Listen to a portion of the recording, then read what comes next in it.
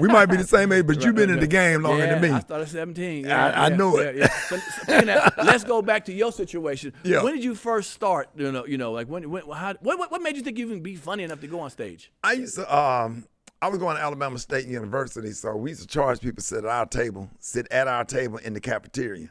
So I would sit there and roast with some guys from, from other cities or whatever. But we was like in high school. Okay. We would charge people a dime. You want to sit at this table, you had to pay a dime. Damn.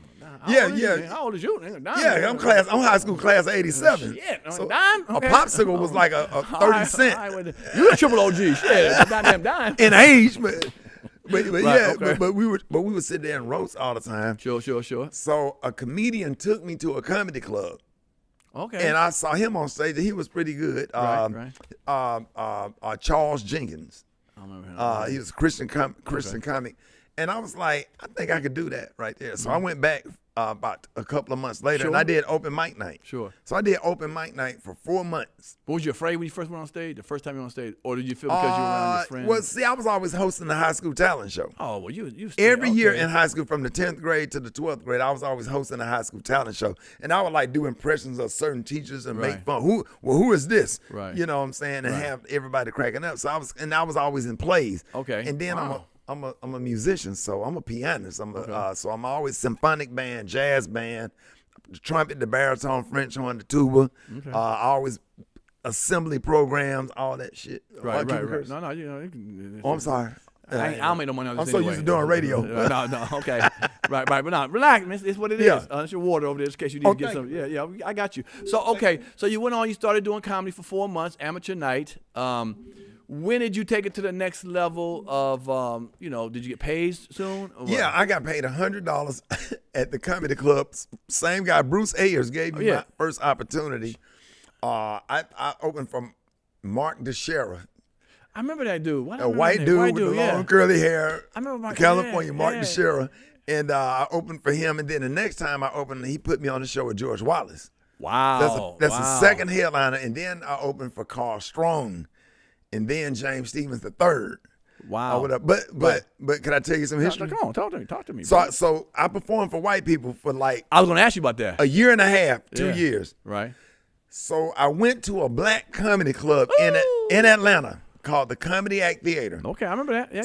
So Earthquake and I, we used to do this club called the Spiral Gyra in Carrollton, Georgia. Okay. It's kind of like an Applebee's, and they would put a stage in the corner, and Gary Abdo would book acts or whatever. Right. And so he was like, come go to Atlanta with what me. year was this roughly? This had to be 90. Okay, 90. 90. All right, go ahead. So he was like, hey, come on, we're going to go to a black comedy club called the Comedy Act Theater.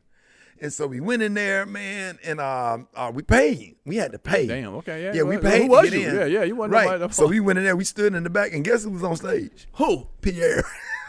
Was that really? The first comedian I ever saw in a black comedy club was you. And I sat there. I told you I've been black a long time.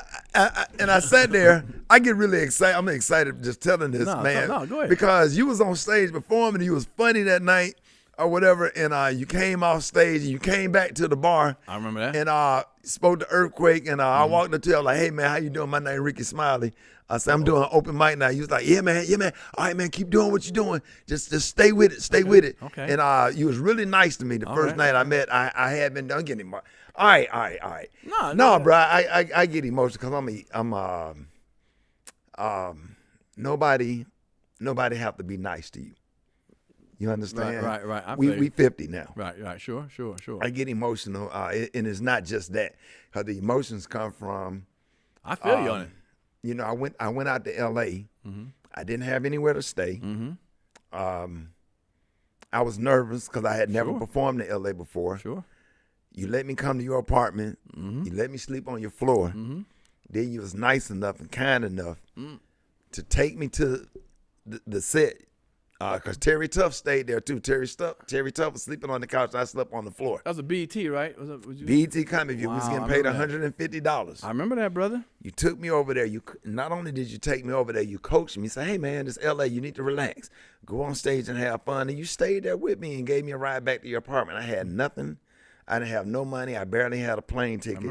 So when you asked me to come over here to do this, 2 hour drive ain't nothing. Oh man, I appreciate that, bro. Really. So I it really meant a lot to me, and I have so much respect you. I see you as a triple OG and a big brother. You was one of the first to make waves for me, and that kind of got me going and got me started. So I'll never forget it. And I appreciate want to tell you thank you. Man, I Without appreciate getting that. all the emotion, I'll start crying. I'll cry when I get in the car and go home. Oh shit! I'll cry, but I can't cry because chicks watching. Right. No, I ain't got no viewers, so you all right. Just me and you gonna watch this motherfucker. Yeah, okay. Don't worry about nobody watching this. That's a lie, because I'll watch it. No, man. But I thank you for that, man. There's no reason why not to be cool to somebody, not to be nice to somebody in this business. Yeah. You know what I'm saying? Especially if they done nothing to you, man. And I would even pay it forward. If I did that to you, I hope you would do it for someone else, man. You know what I'm saying? And I mentor a lot of comics because of the way you treated me. I pay it forward. Comedian Rita Brent. Yep. I'm the first one to ever take Corey Holcomb on the road. I'm the first one to ever. I put Corey Holcomb. He was doing open mic night in Chicago. He said, "Man, how can I get out of Chicago?" And I booked him on shows. I had him opening for me. Corey Holcomb, Rod Man, comedian J.J. Williamson, comedian Rita Brent. Whatever. I mentored all of them, man, and I let a lot of comics. JB was doing it, but a lot of comics came over and slept on my couch and slept on my floor. And I treated this thing like it was a fraternity. You understand? And that's what it is, because we all go through the same stuff. It really is, and I'm glad you said that. That's why I fight so hard for comedians, you know, to be respected. Like if I'm emceeing the show, you're gonna be quiet for the comics. Like you said, I remember I like what you said on stage. You can tease me, you can talk about me, but these brothers here or sisters, you're gonna listen to them. Right. I'm gonna fire your ass if you don't. Bring all the power to me. Exactly. Don't disrespect the guests. That's right. Now some comics don't care. Some MCs. I learned from you. Because I don't have to have the best set. Here's the deal. Whoever the headliner is, it's about them. I have nothing to prove. I've performed in Detroit 100 times. I don't have anything to prove. My job is to make sure that Damon Williams, Capone, Pierre, and Faison have a good show. Wow. Number one priority. Wow, right. And I just fill in between and do what I'm supposed to do. That's what I was taught.